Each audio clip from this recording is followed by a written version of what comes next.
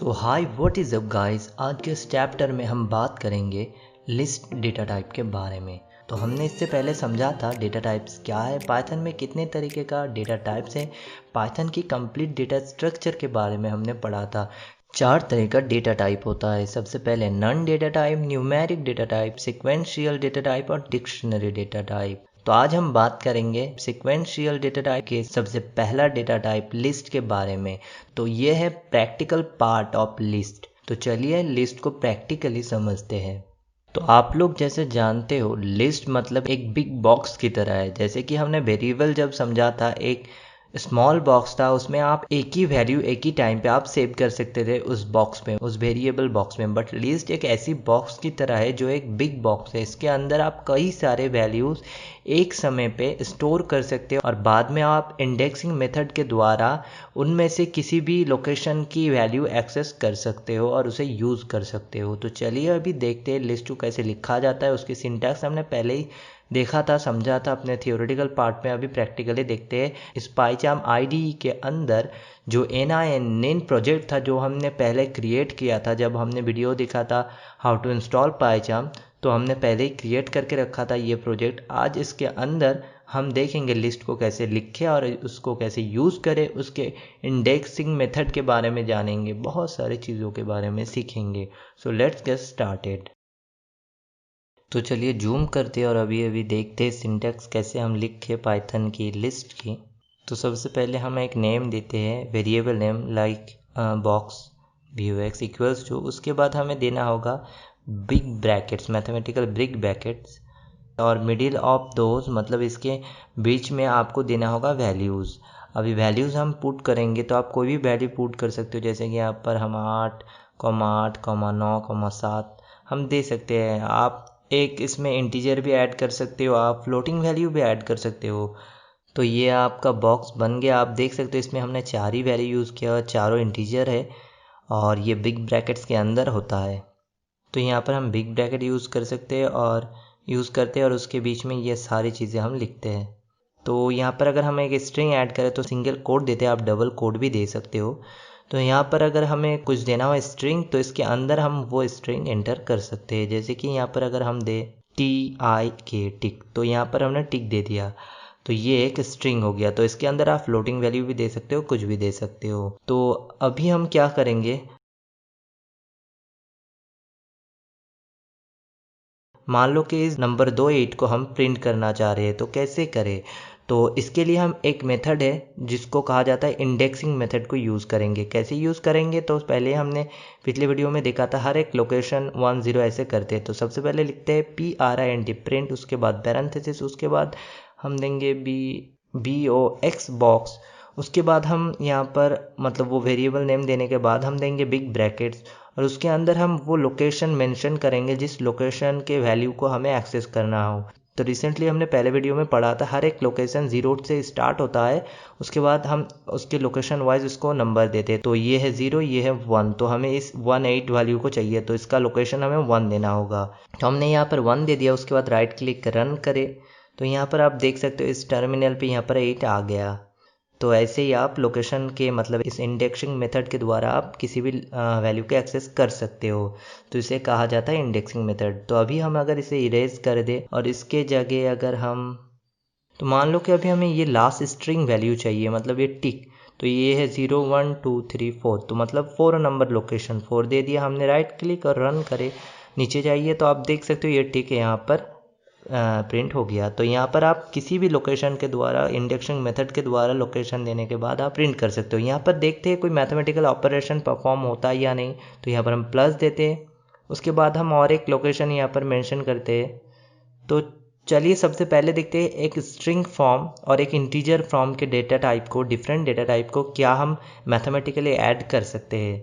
नहीं कर सकते, हमने पहले देखा है, फिर भी यहाँ पर हम एक एग्जाम्पल के देखते हैं। तो हम लिखते हैं बॉक्स, उसके बाद ब्रैकेट, उसके बाद हम यहाँ पर एक काम करते हैं, एक फ्लोटिंग वैल्यू ऐड करते हैं। तो ये 9.9, ओके, तो हमने यहाँ पर ये फ्लोटिंग वैल्यू ऐड कर दिया। तो अभी हम एक काम करते हैं, हम फर्स्ट वाली वैल्यू को एक्सेस करते हैं। तो अभी देखते हैं इन दोनों को सम करके क्या ये मैथमेटिकल ऑपरेशन जो है परफॉर्म होता है या नहीं, क्योंकि ये दोनों डिफरेंट डेटा टाइप है। तो रन करते हैं, तो यहाँ पर आप देख सकते हो ये नहीं हो सकता, क्योंकि ये एक स्ट्रिंग फॉर्म है टिक, और टिक स्ट्रिंग फॉर्म में कोई भी मैथमेटिकल ऑपरेशन नहीं होता है। सो आई होप आप समझ गए होंगे क्यों नहीं हुआ, यहाँ स्ट्रिंग फॉर्म है इसलिए। अभी अगर हम इस 9.9 को अगर यूज़ करें इस टिक के बदले, और इस लोकेशन को हम 2 दे देते क्योंकि 0 1 2, या फिर हम 1 दे देते, तो 1 को हम देने के बाद अगर रन करें 1 लोकेशन देने के बाद, तो यहाँ पर आप देख सकते हो 16 प्रिंट हो गया।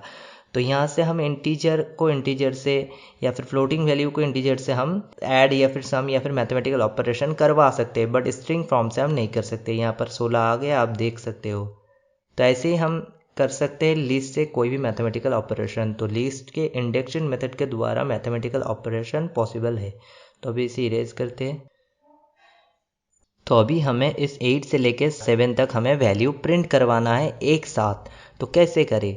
तो यहाँ पर हम एक लिखें, सॉरी यहाँ पर नहीं, यहाँ पर हम बॉक्स में लिखेंगे सबसे पहले एक, क्योंकि हमें एक से स्टार्ट करनी है।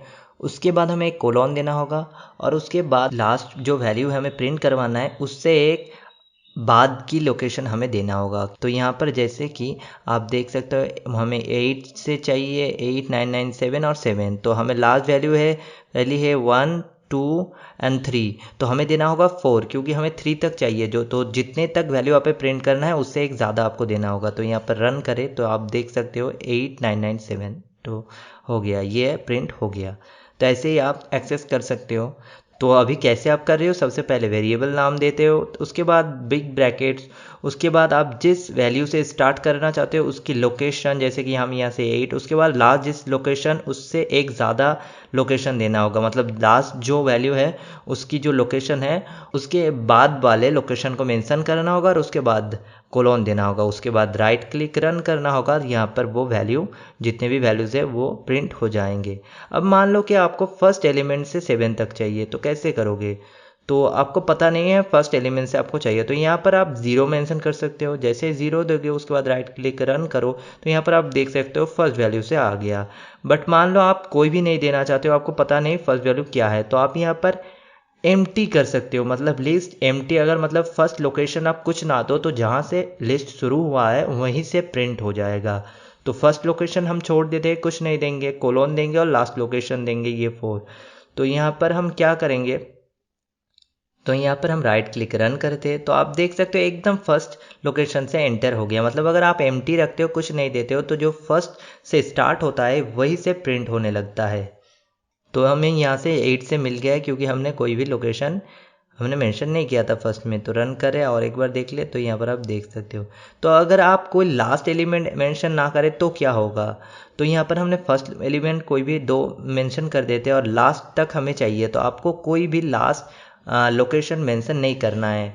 तो अगर आप लास्ट लोकेशन मेंशन नहीं करेंगे तो लास्ट तक प्रिंट हो जाएगा। तो अभी अगर हम कोई भी एम्प्टी रख देते हैं और यहाँ पर हमें टिक चाहिए, तो राइट क्लिक रन करें, तो यहाँ पर आप देख सकते हो 9.9 से टिक तक हो गया, क्योंकि हमने लास्ट लोकेशन कोई भी हमने मेंशन नहीं किया है। तो इसे कहा जाता है इंडेक्सिंग मेथड। तो अभी चलिए नेक्स्ट कुछ और देखते हैं। तो इस बॉक्स के अंदर जो लोकेशन हम पास करें उसको पैरामीटर कहा जाता है, जो कि हमने पहले समझा था, बट उसे आर्ग्यूमेंट भी कहा जाता है। तो पाइथन में हम दूसरे लैंग्वेजेस में जिसको पैरामीटर कहते हैं, पाइथन में उसको पैरामीटर भी कहा जाता है, कभी कभी आर्ग्यूमेंट भी कहा जाता है। तो आर्ग्यूमेंट और parameter is same thing. So argument और पैरामीटर एक ही चीज़ है, बस उसका 2 नाम है। तो जो भी हो, चाहे आप प्रिंट में कोई वेरिएबल भेज रहे हो, चाहे किसी फंक्शन में भेज रहे हो, चाहे किसी और चीज़ में कोई और मेथड में आप भेज रहे हो, तो उसे कहा जाता है आर्ग्यूमेंट। और पाइथन में किसी भी फंक्शन को कहा जाता है मेथड।